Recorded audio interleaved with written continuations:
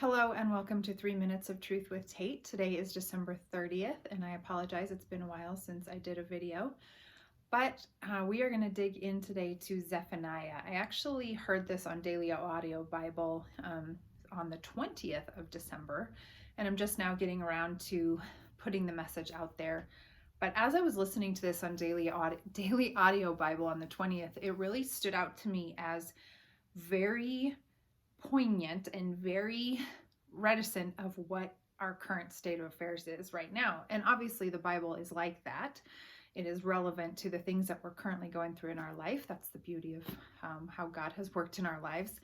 But this is so important that I might go over time on this, but like the whole book of Zephaniah, it's toward the end of the Old Testament, and it is chock full of good stuff. So I'm going to touch on each chapter and try to like move quickly through it.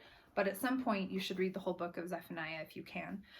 So for starters, chapter 1 talks about the judgment of the whole earth in the day of the Lord. So in verses 4 through 6 is where we'll start. Zephaniah chapter 1, 4 through 6. I will stretch out my hand against Judah and against all who live in Jerusalem. I will destroy every remnant of Baal worship in this place.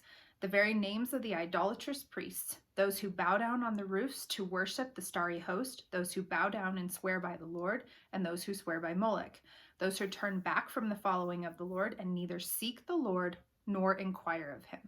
Neither seek the Lord nor inquire of him. That's the part that we're going to stick on, because that whole part prior is kind of like, wait, what did you just say? But if we think about it in terms of the way that our world has evolved, in the way that people worship so many things aside from God and allow things to fill their lives besides God, it's really about the idolatry. And so at the end it says, those who turn back from the following of the Lord and don't seek him or inquire of him. And that's where God's heart is broken, is people aren't even seeking him or inquiring of him or crying out to him even in this time of pain. They're doing every other thing. Okay, so moving on into verses 12 through 15. At that time, I will search Jerusalem with lamps and punish those who are complacent, who are like wine left on its dregs, who think the Lord will do nothing, either good or bad. Their wealth will be plundered, their houses demolished. Though they build houses, they will not live in them. Though they plant vineyards, they will not drink the wine. The great day of the Lord is near and coming quickly.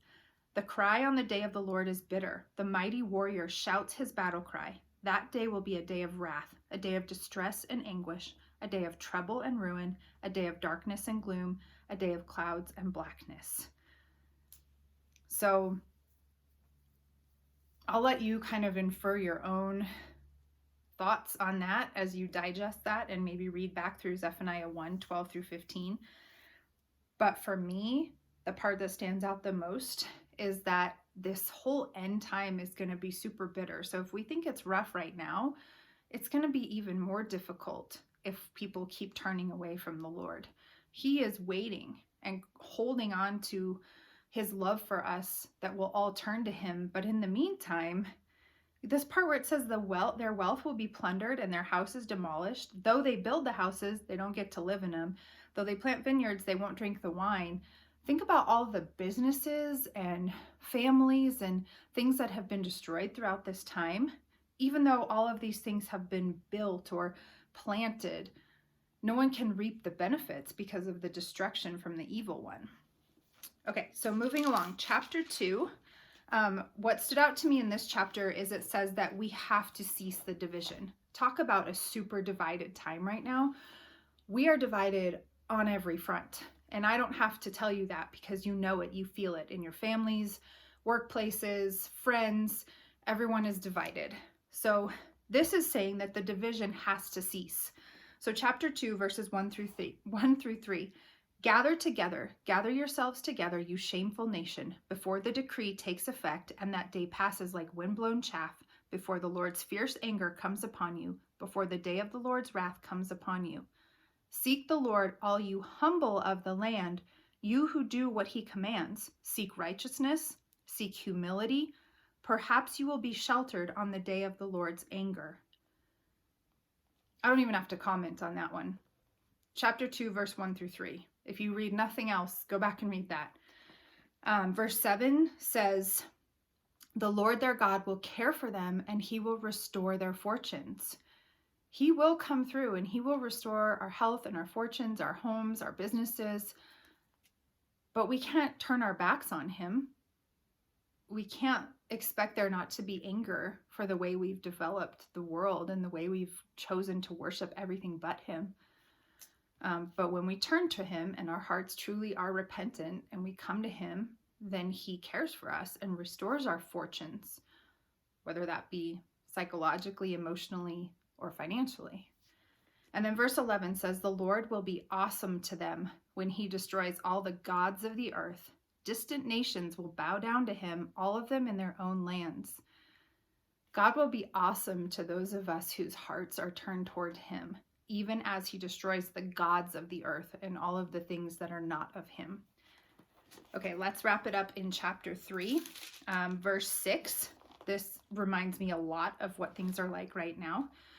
Verse 6, I have destroyed nations. Their strongholds are demolished. I have left their streets deserted, with no one passing through. Their cities are laid waste. They are deserted and empty. Paints such a picture of every city across the world, not just even our nation. And then verse 8, at the end of verse 8, it says, so the beginning of verse 8 says, therefore wait for me, declares the Lord, for the day I will stand up to testify. I have decided to assemble the nations, to gather the kingdoms, and to pour out my wrath on them, all my fierce anger. The whole world will be consumed by the fire of my jealous anger. The whole world. Again, that's exactly where we are. We have made everything a god except for the one true God in every sense of the term. And he's a jealous God. He's a gracious and merciful God, but he's a jealous God. And so his jealous anger has consumed the whole world. People have to stand up and listen.